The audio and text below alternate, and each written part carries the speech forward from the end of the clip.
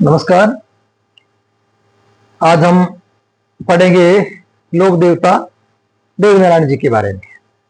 हम जो भी चीजें देखते हैं ना क्लास के अंदर जो पढ़ा रहे हैं उन पर ध्यान दें, उसके बाद में खुद उसी टाइम रिवाइज करें और फिर शाम को सोते टाइम एक बार रिवाइज कर लें। उसके बाद में आप 7 दिन बाद में कर लें, फिर 15 दिन, फिर महीना, तब जाके चीजें हैं जो एकदम स्थायी हो जाती है। तो हम शुरू करते हैं। लोक देवता देव नारायण जी, बचपन का नाम था उदय सिंह जी। इनका बचपन का क्या नाम था? उदय सिंह। जन्म इनका आसिंद भीलवाड़ा में हुआ। विक्रम संमत कहीं कहीं 1300 लिखा आता है और कहीं 968 लिखा आता है। इसको ज्यादा ऑथेंटिक मानते हैं 968 वाले को, और 911 ये है ईस्वी, इसको माना जाता है। तो ये जो विवादास्पद चीजें होती है ना वो परीक्षाओं में बहुत ही कम पूछी जाती है। ये पूछेंगे बगड़ावत कुल कौन सा था, इनका जो वंश है वो कौन सा था? बगड़ावत कुल के नागवंशीय गुर्जर परिवार में हुआ था। किसमें हुआ था? गुर्जर परिवार में। इसलिए देव नारायण जी को गुर्जर जो जाति होती है वो अपना इनको आराध्य देव मानती है। पिताजी का नाम सवाई भोज था और माता का नाम था सेंदू गुजरी। माता का नाम क्या था? सेंदू गुजरी। सेंदू गुजरी, कहीं सांदू गुजरी भी लिखा आता है, सेंदू गुजरी भी लिखा आता है। और इनका क्या है, जन्म होने से पहले ही इनके पिताजी की मृत्यु हो गई थी। जो क्या है, दुर्जन साल के इनके जो पिताजी है ना वो दुर्जन साल से लड़ते हुए मारे गए थे। और देव नारायण जी की माता जो है अपने पीहर में मालवा लेके चली गई और वहीं इनका लालन पालन हुआ। तो इनके पिताजी का नाम क्या था? सवाई भोज, माता था सेंदू गुजरी। घोड़े का नाम था रेवत, नीला रंग था इसलिए इसको लीला घर या लीलाधर भी कहते हैं। पत्नी का नाम पीपल देव, जो धार नरेश जय सिंह देव की पुत्री थी। क्या थी? पीपल देव। इनकी पत्नी का नाम पीपल देव और पिता का नाम सवाई भोज, माता का नाम सेंदू गुजरी, घोड़े का नाम रेवत या लीलागर भी कहा जाता है क्योंकि नीला रंग था। भिनाय के शासक को मारकर अपने पिता का बदला लिया और पराक्रम और सिद्धियों से जन कल्याण किया। यानी देव नारायण जी ने जो भिनाय के शासक थे, जो दुर्जन साल का कोई वंशज रहा होगा, उनके शासक को मारकर अपने पिता की हत्या का बदला लिया। देवमाली या देहमाली, ब्यावर में इन्होंने देह त्यागी और देवमाली को बगड़ावतों का गांव कहा जाता है। देवमाली यही है जो कैंसर के पेशेंट जाते हैं, वही जगह है जो ब्यावर में है। देव जी का मूल देवरा आसिंद में, यानी मूल जो मुख्य स्थान है ना देव नारायण जी का वो कहां है? आसिंद में, जहां इनका जन्म हुआ था। आसिंद कहां है? भीलवाड़ा में। और उनके पास में गांव है गोठा दड़ावता गांव है। वहां पे इनकी मुख्य पीठ या मुख्य देवरा है वो कह सकते हैं। अन्य जो स्थान है वो है देवमाली ब्यावर में, देवधाम जोधपुरिया ये न्यूई टोंक में है, और देवडोंगरी पहाड़ी है ये चित्तौड़ में है। प्रतिमा की जगह इनकी बड़ी ईंटों की पूजा की जाती है। इनकी जो पूजा की जाती है ना, इनके फोटो रखे हुए नहीं है, इनके क्या रखे हुए हैं? बड़ी बड़ी ईंटें रखी हुई है, ईंटों की पूजा की जाती है। किनकी? देव नारायण जी की। इनके अनुयायी जो होते हैं, प्रमुख अनुयायी गुर्जर जाति के लोग होते हैं जो देव नारायण जी को विष्णु का अवतार मानते हैं। देव विष्णु, ठीक है, देव नारायण किसके है? विष्णु के अवतार माने जाते हैं। देव नारायण जी की फट जो है वो गुर्जर भोपे बांधते हैं। और यंत्र कौन सा काम में लेते हैं? वाद्य यंत्र कौन सा काम में लेते हैं? वाद्य यंत्र कौन सा काम में लेते हैं? जंतर जो है वो वाद्य यंत्र होता है। और फड़ में 335 तो गीत है। कितने गीत है? 335 गीत है।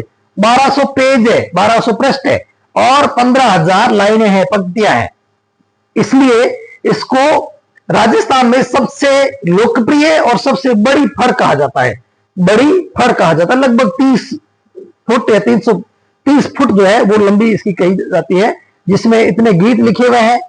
335 गीत लिखे हुए हैं, 1200 पेज है और 15,000 पंक्तियां हैं, जो राजस्थान की सबसे लोकप्रिय और सबसे बड़ी फड़ है। इनका मेला भरता है भाद्र शुक्ल छठी सातवीं को, कहीं पे इनको माघ सप्तमी छठी सप्तमी लिखा है और कहीं पे भाद्र शुक्ल छठ सातों लिखा हुआ है।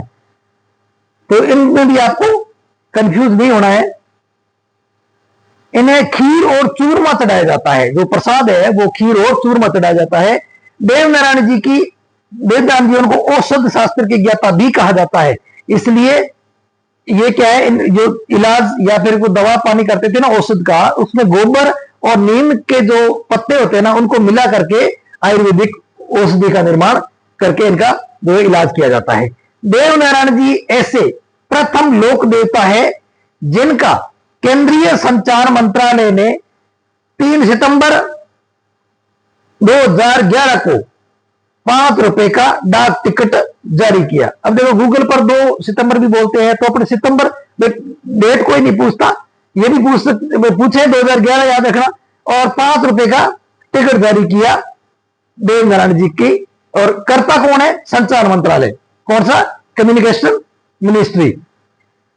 देवनारायण जी के पास 98,000 पशुधन, ये कहा जाता है, ठीक है, 98,000 पशुधन और 1444 ग्वाले होना बताया जाता है। यानी कहा जाता है कि देवनारायण जी के पास में 98,000 पशु थे और 1444 उनको चराने वाले ग्वाले थे। काव्य यानी ग्रंथ जो है, किताबें हैं, पुस्तकें हैं, वो कौन कौन सी थी इनसे संबंधित है? बात देवजी बगड़ावत्री। बात किसकी? देवजी बगड़ावत्री। देवगिरी फड़, देवगिरी पड़ या फड़, देवनारायण जी का मारवाड़ी ख्यात और बगड़ावत, ये 4 ग्रंथ या 4 इनकी किताबें कौन कौन सी है? पहली का नाम क्या है? बात देवजी बगड़ावत्री। देवगिरी फड़, देवनारायण का मारवाड़ी ख्यात और बगड़ावत। देवनारायण जी के अनुयायी इनके नाम से सोने और चांदी के फूल गले में पहनते हैं। और देवनारायण जी के जन्म से पूर्व ही पिता दुर्जनशाल से लड़ते हुए